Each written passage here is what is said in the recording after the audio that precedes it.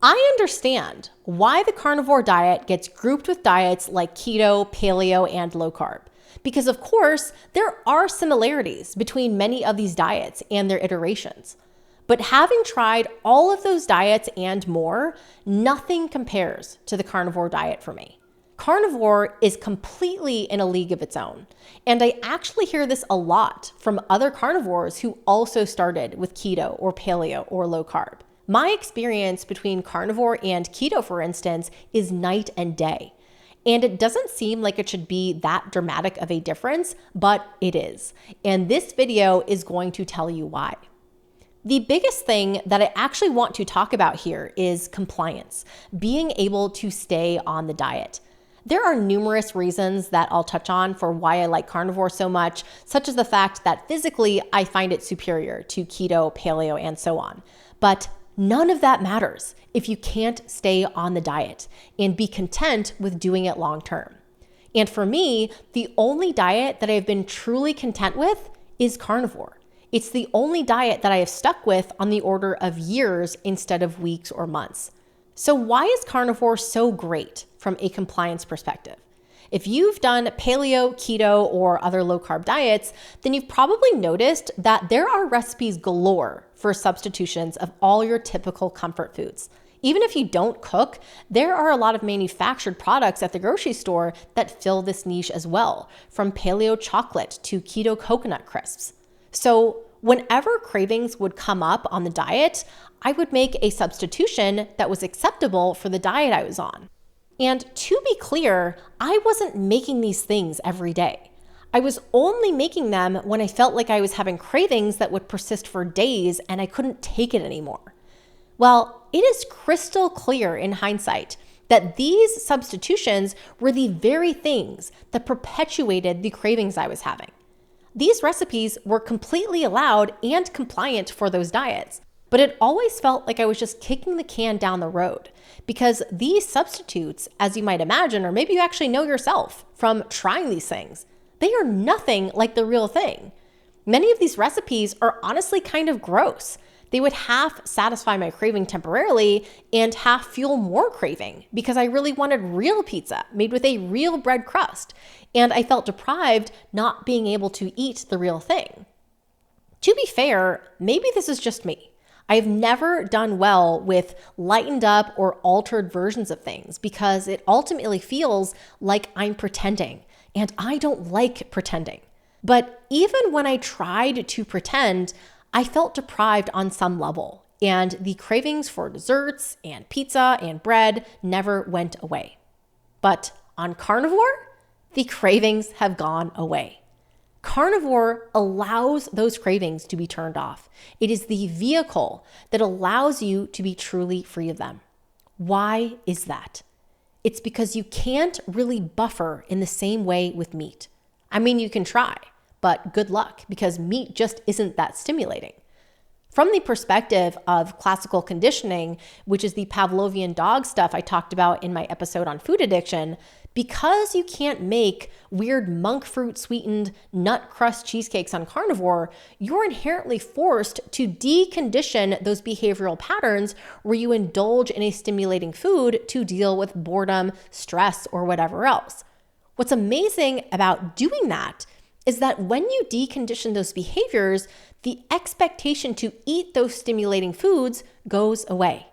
I repeat, it goes away. You have so much more peace in your life when you aren't constantly thinking about what reasonable excuses you can come up with for justifying making a treat for yourself.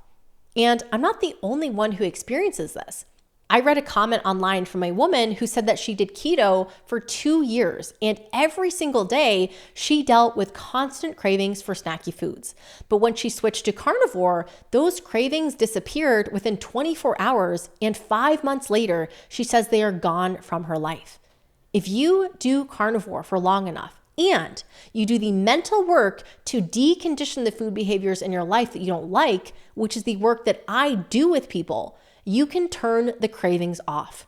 The elephant in the room here that I want to address is when people say, oh, but carnivore is so restrictive. I can never do that because I need variety, even if it's just a small salad or a handful of nuts and my 1 square of dark chocolate per day. This is a reasonable thought to have, but this thinking presumes that you have a desire to eat those things. And what I'm saying is that carnivore is a diet, and the only diet, in my experience, that enables you to not even have those desires anymore in the first place. It is honestly easier for many people to get rid of non-carnivore foods altogether. And I think the place where most people are at, this seems completely counterintuitive because you think that it would be better to hang on to that little bit of your favorite carbohydrate. But for many people, this just perpetuates dealing with cravings and feeling restricted. Which brings me to the next aspect that I personally find very difficult with diets like keto, paleo, and low carb, which is the fact that you're still eating some carbs every day and have to moderate and control the amount. For many people, myself included, eating a limited amount of carbs every single day is absolutely exhausting. I was actually reminded of how horrible this is somewhat recently after my last pregnancy when I was transitioning back to carnivore.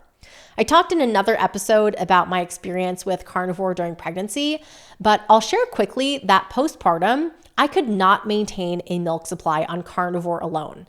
So I was meat heavy, but I did a lot of testing and found a huge difference in my supply when I ate certain lactation supportive foods that weren't carnivore.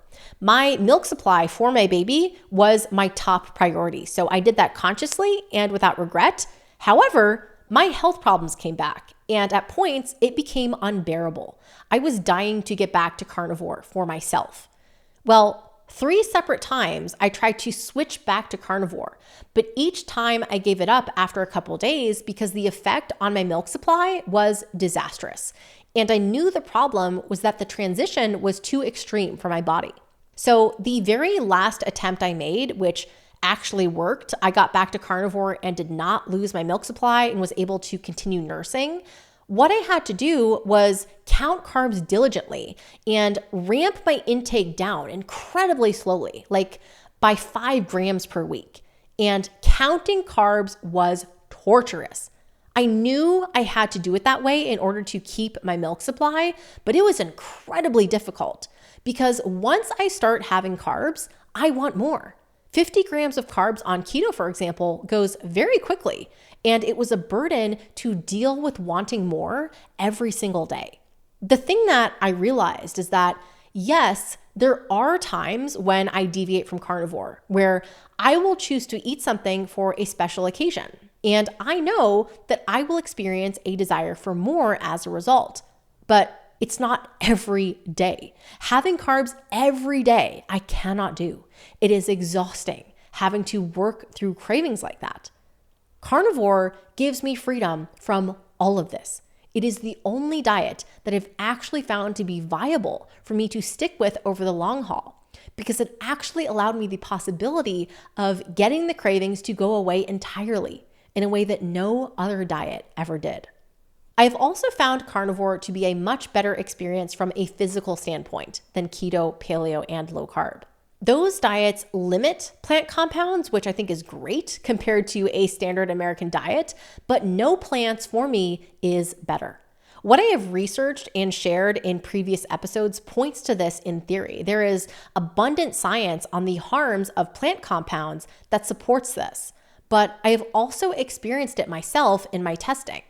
A lot of people include foods like salad on keto, for example, for some variety, and it's very low in carbs. But lettuce and greens tend to cause a lot of problems for people, from the anti-nutrients to the pesticides to the indigestion and gas and bloating. This is something that you can test for yourself. But something that I find absolutely fascinating is there are many carnivores who previously had severe gut issues like diverticulitis who have ended up in the hospital after having little bits of lettuce out at a restaurant. These are more extreme cases of prior gut damage, but most people do not tolerate the greens and lettuce of keto very well and tend to do better without plant foods altogether. Carnivore has also been far superior for me from a weight loss perspective. And this tends to be true for most people. I often hear people say things like that they lost 70 pounds on keto, but then switched to carnivore and lost 30 more. There are probably myriad reasons for this, but one aspect that I find interesting that I read about in the book, The Case for Keto by Gary Taubes, is that we all seem to have some sort of personal insulin threshold, where if insulin is elevated even slightly above that threshold, fat cells will be in storage mode. He gives quite a few examples in the book of studies and diet trials where subjects who had been obese lost significant amounts of weight by following carb-restricted diets, but would begin to gain weight if any carbs were introduced. One research paper he discussed talks about how an obese male subject who, quote, effortlessly lost more than 50 pounds on his carbohydrate-restricted diet, eating over 3,000 calories a day of meat and green vegetables. He kept the weight off for 2 years, Pennington wrote, but if he ate any carbohydrates, even an apple, he would begin to fatten again. So for some of us, fixing the metabolic disorder of excess fat accumulation appears to require a total embrace of a different approach to eating, one that restricts an entire food group. It is that simple. This example and the other examples he shares in his book blew my mind when I first read them because I had noticed for myself the exact same thing, that even if I had little bits of fruit, the difference in weight was pretty significant. I want to emphasize that weight loss is not the primary reason why I do carnivore, but it is certainly interesting that it is far more effective than other diets when it comes to decreasing fat. And to me, the weight loss is a wonderful bonus. There are many more aspects of the carnivore diet that I love, such as the fact that the simplicity of cooking is unmatched. There is basically no prep at all, no rinsing, no destemming, no chopping. You just season the meat and cook it or fry up bacon or eggs. But all of the other aspects like this that I can think of are really bonuses as well. They're not the main reason I'm doing carnivore.